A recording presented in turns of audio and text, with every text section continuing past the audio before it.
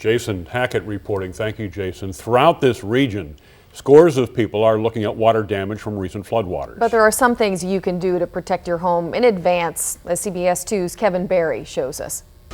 Storm protection doesn't just start when the weatherman calls for rain. It's in the foundation of your home. We create a moisture barrier up underneath the house wrap of the house, so that's going to seal that, but still we want that to shed. Any kind of work you do to your house has to be designed to keep water away, whether floodwaters or just winter runoff. People say, well, I've got slats in my deck. You still want that to have somewhat of a breaking point coming back, so off level to speak of. One weak spot, your lower level windows. You have snow sitting on here and all this debris, and it's going to just break away that seal. So the idea is we're going to dig this out and put in a window well, put gravel down in there. All of this dirt was taken away from right in front of this window, and this protector was put in. So now the dirt and leaves can't build up in front of the window and collect water, and the water can't stay against the house and eventually make its way to the basement. You know, there's not a deck there to prevent the water. It came into this crack and it would flood the basement from time to time. So we came in here and we added an epoxy sealant. With some foam injected in between the walls. Cures, hardens, and it seals that from the inside all the way out. Measures to protect your home and bank account. Covering the corridor in Marion, Kevin Barry, CBS 2 News. And the experts say if your home is damaged by floodwaters, find a reputable contractor and get several estimates. Several residential roads. Corey, thank you. Eastern Iowa's flooding is our top story covering the corridor tonight. In Cedar Rapids, folks are taking action against the threat of rising water. Volunteers and city crews have spent all day shoring up homes and buildings. CBS 2's Kevin Barry shows us how much the community effort has grown to keep floodwaters at bay. Kevin? Well, Scott and Tiffany, whether it's volunteering across the street to put sand in those bags or taking those sandbags and placing them in front of some local businesses, the fight to keep Cedar Rapids dry with the coming floodwaters has turned into a community effort. Citizens turned out in large numbers. All you have to do is walk down 3rd Street Southeast in Newbo and see what they did. Strangers of all ages helping in a time of need. It is incredible when you look at how they went to the scene, made over 3,000 to 5,000 sandbags there, and then put them up along those businesses. I live across town, but I go to school at Metro, and a few kids there were talking about sandbagging, so my teacher said I should go, so I did. When I came here at 8 o'clock, there were already people here saying, "Do you need any help right now?" I just got off a 3rd shift, and I could put in 2 hours. Yet there's still much more to be done.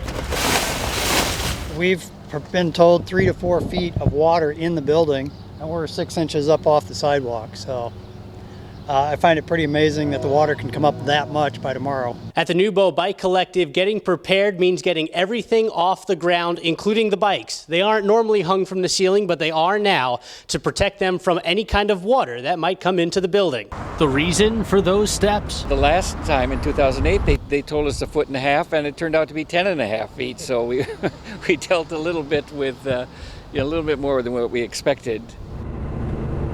Well, these sandbags are supposed to keep these businesses safe, but they're still expecting water to get inside. The plan is for the bags to hold the water out long enough so that pumps inside can just get the water out faster than it's coming in, but there will likely be at least a little bit of low-level water damage inside here. Covering the corridor in Cedar Rapids, Kevin Barry, CBS 2 News. Kevin, thank you so very much. The water continues to rise right now, and rivers are expected to crest this weekend. Crews in Cedar Rapids have been stacking sandbags and building barriers all day to protect against the rising water. CBS 2's Kevin Barry in Cedar Rapids tonight, where the work is not done yet. Kevin. Well, whether it's placing these sandbags in front of local businesses or volunteering time to put the sand inside the bags, it's pretty clear that the fight to keep Cedar Rapids dry in the face of the coming floodwaters is a community effort. A little bit more than what we expected. And the idea is for these sandbags to keep water out, but these businesses and buildings are still expecting some water to get inside. The hope is that pumps inside can minimize the damage. Covering the corridor in Cedar Rapids, Kevin Barry, CBS 2 News. Kevin, thanks. CBS 2's Kevin Barry explains how people on the west side of the river are reacting to the rising water. Kevin. Well, here in the Czech Village, right across the street, it's no secret that the water is rising just about 1.5 blocks away. But that was no reason today for local business owners and residents to ruin a perfectly good Saturday. When the threat of floodwaters comes, things tend to close or get blocked off. That's not the whole story in the Czech village. The Czech people are strong people. Their heritage is very strong-minded, very strong-willed. Sure, they take the necessary precautions. I'm also with Nubo City Market. When they give the advice to move everything out, I took that advice here also and moved out. We're trying to anticipate the worst. Right now it doesn't look like we're going to be too bad, but still I hate to breathe easy. So we did move out of the basement and we've taken precautions to get all of our things out. Even with sandbags set up to protect many local businesses, some vendors aren't just open, they're setting up outside. We're cautiously optimistic. That's the reason we're setting up today outside the sidewalk to kind of say the flood's not going to take the Czech village down again. I have a positive outlook and I don't like to think about it, so I don't think about it. Everyone we spoke to today said they were going to be careful and that they are ready to leave should the water levels get that high. They also added that they're pretty confident they won't be going anywhere. Covering the corridor in Cedar Rapids, Kevin Barry, CBS 2 News.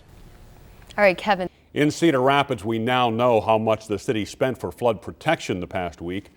$1 million. The Cedar River crested while most of us were sleeping Sunday morning, and now the cleanup is underway. CBS 2's Kevin Barry reports. The barriers, the sandbags, the protection is all coming down. It took a week to put it all up and $1 million that the city helped pay for by banding together. Just ask those who work in the Nubo district. It's worth every penny of it if the flood occurs and damage is mitigated, and I don't think there's a lot of value in kind of second guessing it because the water damage wasn't as bad as we thought. Since the Cedar River crested early Sunday morning, the threat of flooding has diminished. But it took a community pulling together to keep Nubo safe. I think that people just realizing the impact from the floods of 2008, people really wanted to do everything they could to minimize or mitigate the damage that seemed to be about to occur this time. But the threat still leaves many looking for long-term protection measures. It'd be great if they could devise something to help us out. Something meaning permanent flood walls on both sides of the river. We understand that's an expensive project, 7.5 million or 7.5 miles on both sides of the river. Federal and state legislators have been working on funding for more than a year, but it's yet to pass the U.S. Senate. For now, it's temporary precautions whenever the river threatens, and this time it worked. Covering the corridor in Cedar Rapids, Kevin Barry, CBS 2 News. Cedar Rapids emergency crews are still busy, however. Many have been sent to Iowa City to help with flood control efforts there. Cities like Cedar Rapids are watching the waters go down after the recent flooding.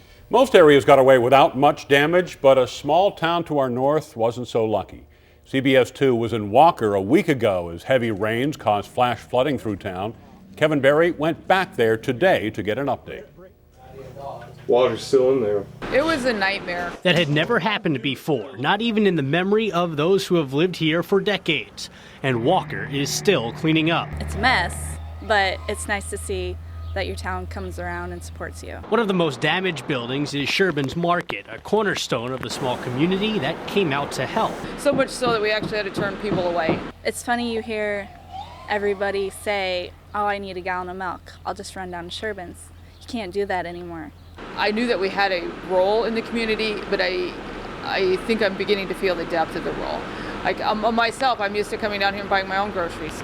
So, we have to go someplace else now. Because of a flood that caught everyone by surprise. The water was nearly waist high up and down this street when the floodwaters came. But one problem that local residents are experiencing is a lack of flood insurance. Since Walker isn't in a floodplain, it wasn't considered susceptible to flooding. Virtually no one has flood insurance.